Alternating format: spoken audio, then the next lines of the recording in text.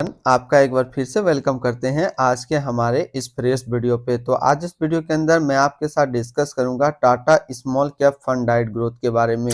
इसमें मैं आपसे डिस्कस करूंगा कि जो टाटा का small cap fund diet growth है पिछले 1 महीने, 6 महीने, 1 साल, 3 साल, 5 साल या फिर एनुअल रिटर्न क्या दिया है, आज के डेट में इसका एक एनएवी का प्राइस क्या है, ये कितने स्टार रेटिंग म्यूचुअल फंड है, इसमें मिनिमम एसआईपी अमाउंट आप क्या लगा सकते हैं और इसका फंड साइज क्या है। साथ ही साथ मैं आपसे डिस्कस करूंगा कि इसके अंदर कौन कौन सा स्टॉक लिस्टेड है और अगर इस म्यूचुअल फंड के अंदर कुछ पैसा आप जमा किए होते तो पिछले 1 साल, 3 साल, 5 साल के अंदर आपको क्या रिटर्न देखने को मिलता है। तो सबसे पहले इसकी हम लोग रिटर्न के ऊपर बात कर लेते हैं। तो पिछले 1 महीने में जो रिटर्न दिया है वो दिया है 2.24% का रिटर्न है एक मंथ के अंदर।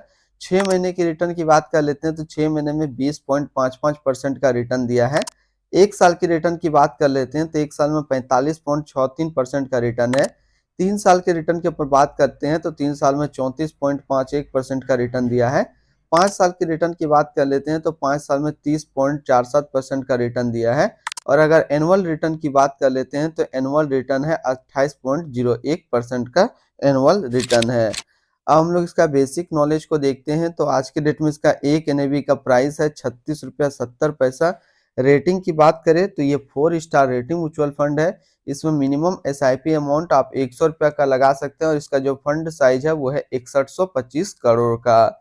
अब बात कर लेते हैं कि यदि आप इस म्यूचुअल फंड के अंदर 5000 रुपया पर मंथ जमा किए होते तो 1 साल में जो आपका पैसा जमा होता वो जमा होता 60,000 रुपया, आपको मिलता है 71,748 रुपया। 3 साल की बात कर लेते हैं तो 3 साल में जो आपका पैसा जमा होता है वो जमा होता है 1,80,000 रुपया, आपको मिलता है 2,74,416 रुपया। 5 साल की बात कर लेते हैं तो 5 साल में जो आपका पैसा जमा होता है वो जमा होता है 3 लाख रुपया, आपको मिलता है 6,86,647 रुपया। अभी आप इस म्यूचुअल फंड के अंदर वन लमसम या फिर वन टाइम पेमेंट नहीं कर सकते हैं क्योंकि लमसम और वन टाइम पेमेंट को अभी ब्लॉक करके रखा गया है इस म्यूचुअल फंड के अंदर, क्योंकि इसका जो फंड साइज था वो काफी ज्यादा हो चुका था। अब इसकी होल्डिंग की बात कर लेते हैं तो इसके अंदर जो टोटल स्टॉक लिस्टेड है वो 51 स्टॉक लिस्टेड है।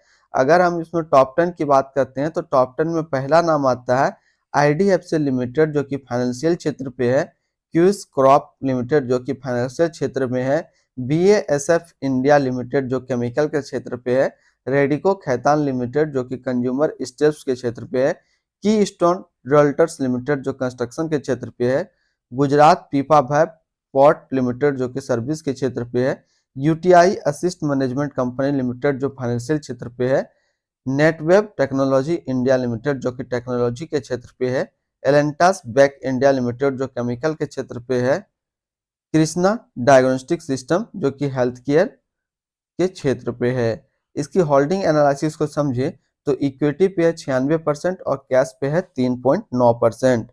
अब इस इक्विटी को यदि हम लोग सेक्टर वाइज देखते हैं तो फाइनेंशियल पे है 16.2, सर्विस पे 15.6, केमिकल्स पे 12.6, हेल्थ केयर पे 10.3, कंज्यूमर स्टेल्स पे 9.2, कैपिटल गुड्स पे 9, मेटल एंड माइनिंग पे 8, अदर्स पे 6.8, कंस्ट्रक्शन पे 6.6 और टेक्नोलॉजी पे जो है वो 5.7 है।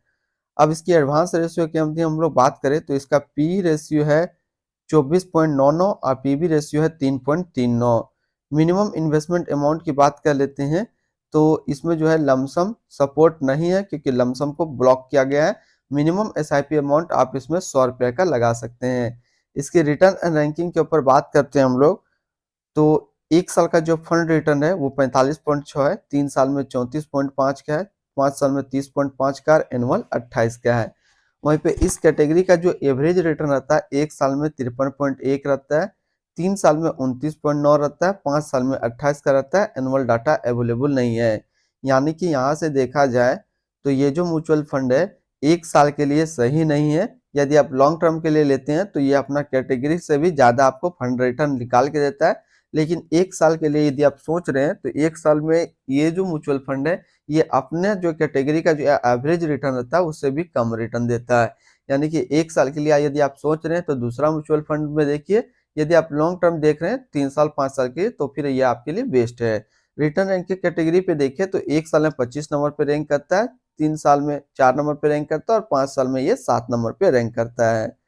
अब इसके आसपास यदि सिमिलर फंड्स देखें तो इसके आसपास सिमिलर फंड्स है Nippon India small cap fund direct growth, bank of India small cap fund direct growth, ICICI Prudential small cap fund direct plan growth, Axis small cap fund direct growth और Kotak small cap fund direct growth. तो इसके आसपास इतने सारे इसके similar funds हैं।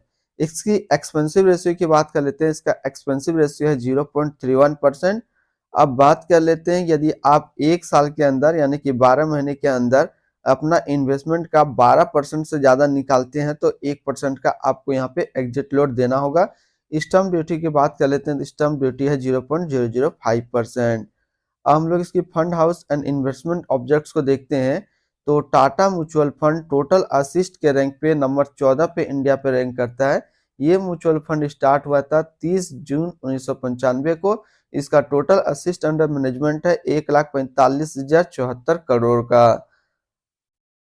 Tata small cap जो है ये डायरेक्ट ग्रोथ एक इक्विटी म्यूचुअल फंड है जो कि लॉन्च किया गया है टाटा म्यूचुअल फंड की तरफ से। ये म्यूचुअल फंड स्टार्ट हुआ था 30 जून 1995 को। चंद्र प्रकाश पैदीकर जो है अभी करंट फंड मैनेजर है Tata small cap fund direct growth का। इसका करंटली असिस्ट अंडर मैनेजमेंट है 1,45,074 करोड़ का और लेटेस्ट एनएवी जो है 36 रुपया 70 पैसा है। ये म्यूचुअल फंड काफी हाई रिस्क म्यूचुअल फंड है। इसमें मिनिमम एसआईपी अमाउंट 100 रुपये का सेट किया गया है और अगर 12 महीने के अंदर अपना इन्वेस्टमेंट का 12% से ज्यादा निकालते हैं तो आपको 1% का एग्जिट लोड देना होगा। तो आज इस वीडियो के अंदर मैंने आपके साथ डिस्कस किया Tata small cap fund direct growth के बारे में। तो फिर मिलते हैं हम लोग नेक्स्ट को इस तरीके का वीडियो की अच्छी जानकारी को लेकर के।